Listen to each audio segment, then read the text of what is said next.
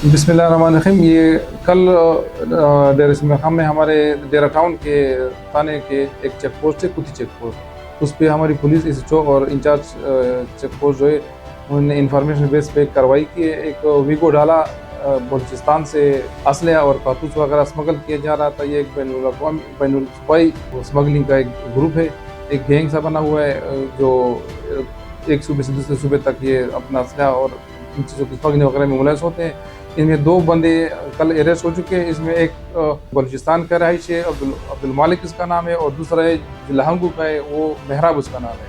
ये असलहा और कारतूस वगैरह ये लोग बलूचिस्तान से डेरा इस्माइल खान कुती चेक पोस्ट के रास्ते से फिर दरादम खेल लेके जा रहे थे। पुलिस ने ये कार्रवाई की। ये वीगो डाले पे इन्होंने पुलिस को धोखा देने के लिए सरकारी नंबर प्लेट लगाई हुई थी ताकि पुलिस धोखे में आ जाए कि ये सरकारी नंबर प्लेट है। लेकिन पुलिस ने इन बंदों को जब सर वहाँ पे इंटरोगेट किया तो उनकी बातों वगैरह में तजाद आया हुआ था।